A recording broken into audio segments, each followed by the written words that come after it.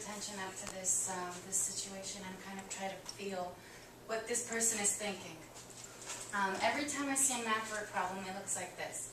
I have 10 ice cubes and you have 11 apples. How many pancakes do you put on the roof? The answer is purple because aliens don't wear hats. Okay, of course this kind of doesn't make sense, but how many of you have ever felt, maybe not just like this, but something along the ways like this, when you received a math problem where you were in a math situation, I don't know, trying to calculate something quickly, and you're just like, oh, I don't know what to do, like, how many of you have ever felt like that? Probably everyone, at least one time in their life.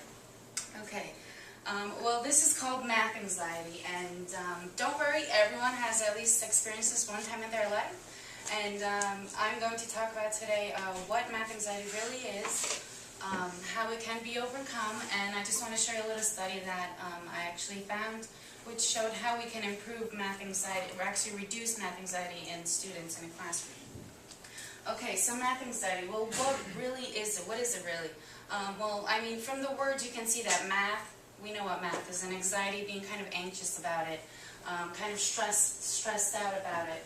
Well, Tobias and Weisbrod, in their article from 1980, defined math anxiety to be the panic, helplessness, paralysis, and mental disorganization that arises among some people when they're required to solve a mathematical problem. Okay, so I guess I hope that seems pretty obvious. People stressing over math. Now, some kind of signs you can see in other people while they're stressing over math. I guess picture this: a little boy taking a test, let's say the 4th grade, and you see him like sweaty hands, and he's like has these like gestures. He keeps on erasing his answers, changing them. He's looking around a room, not focusing on his math test. So those are some kind of things that you can see in students while they have math anxiety. But math anxiety is really influenced by past bad experiences, and these past bad experiences can basically be, I don't know, a bad teacher. She doesn't really, or he doesn't really know how to explain the math class, and isn't really passionate about what they're doing. Basically took the easy way into getting the math class, into getting the math job, and it's just throwing information at you, and you're sitting there like, how am I supposed to understand this? This can also be influenced by the environment, or the environment of the classroom. If the classroom is like a dull, really type of classroom, but you have a really passionate teacher, the surroundings can kind of bring you down and create that kind of anxiety. And sometimes cultures can also be influence this.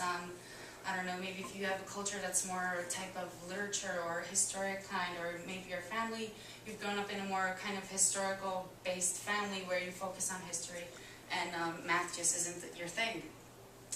Okay, so looking at this, looking at this study that I found by Jansen and her team from 2013.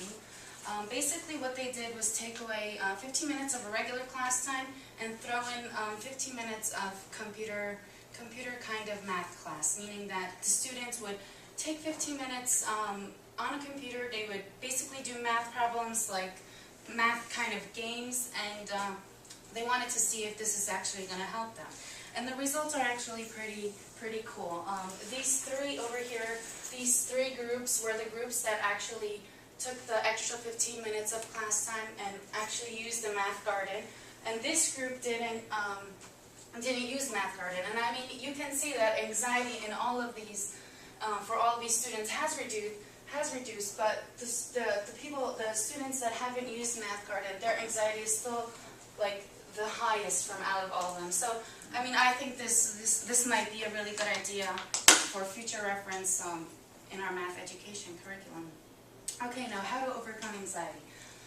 Math, probably most of you hate it, and you have to know that you can't read a math book. I bet you guys know that. Math is like a foreign language. You do have to practice it. Practice it. If you're waiting on that math class, take it now. Just practice and do homework. Listen to your professors. Speak to them. If you need help, definitely they have office hours. They will definitely help you. There's a lot of tutors on campus, learning centers, YouTube videos are something that helped me. There's plenty of those, of different examples. Create math practice exams. I've actually had this done to me 2 semesters ago, and I can just go through all math classes without a problem, and you just create an exam, take the first exam, create the second one with the same layout, and just keep on doing this at home, but while changing the problems, and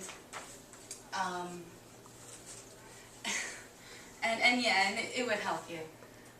Lastly, I want to say math anxiety is probably like all different anxieties. You can overcome them, so don't be afraid. I want to end this on this note by on this quote by Smith and Hagman Smith from their online article published in 2014.